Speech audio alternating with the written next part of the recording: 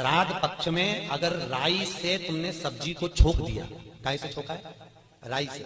सब्जी को अगर छोक दिया और वो सब्जी और पूरी तुमने छत पर ले जाकर पटक दी, तुम कितना भी कौवा को बुलाना, कौवे का बाप नहीं उसको भोग लगाएगा, लगा ही नहीं सकता।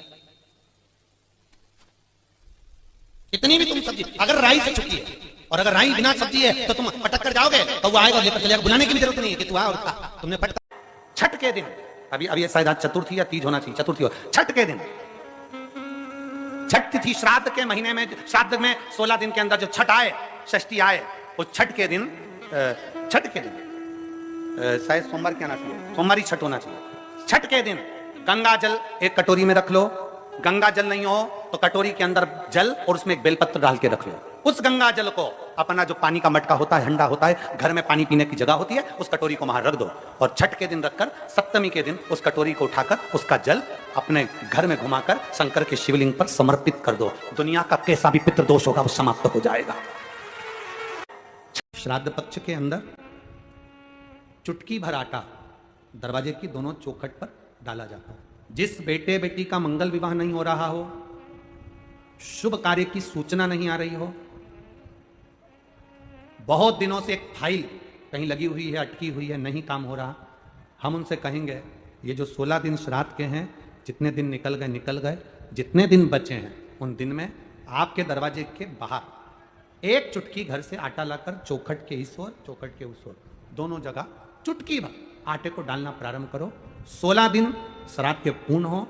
जब अमावस्या आए, किसी जलाशय, सरोवर, तालाब, बावड़ी, कुआं, उसके पास में घी का दिया।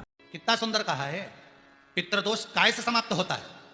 तो स्कंद पुराण में लिखा, घर का एक लोटा पानी भरो, एक कलश में जल भरो, अपने घर में घूमो और उस पानी को ले जाकर शंकर जी को चढ़ा दो, क्योंकि शिवलिंग पर चढ़ाएंगे तो वो पानी जलाधारी से जाएगा। जलाधारी क्या है? माता जी का हस्तकमल, पार्वती जी का हस्तकमल। तो ये संपूर्ण, जब शिव परिवार वहीं पर है तो तुम जब पानी चढ़ाओगे तो वो पार्वती को लगेगा और पार्वती इतनी खुश होती है कि पितृलोक में अपने पितरों को कहती, अपने पिताजी को कहती है, पिताजी इसके घर का जल मेरे पास में आया है, इसके पितरों को दे देना। शिव महापुराण की कथा कहती है, अग्नि पुराण कहती है, स्कंद पुराण कहती है कि शंकर पर एक लोटा अगर पानी आप प्रतिदिन चढ़ा रहे हो तो पितरों को तर्पण की भी जरूरत नहीं पड़ती, क्योंकि उनको पानी स्वयं पार्वती जी अपने पितृलोक में भेज देती है। कितना सुंदर कहा है।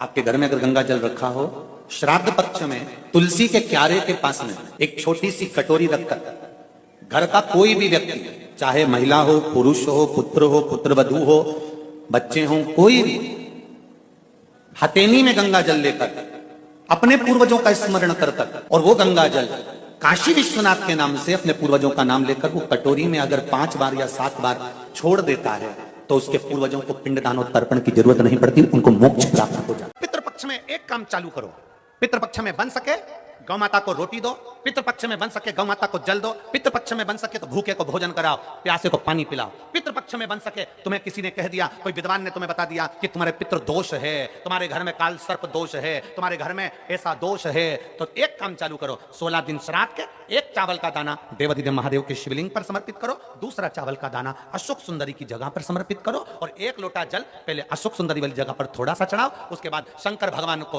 उस जल को अर्पित करो, अपना गोत्र बोलकर अपने पितरों का स्मरण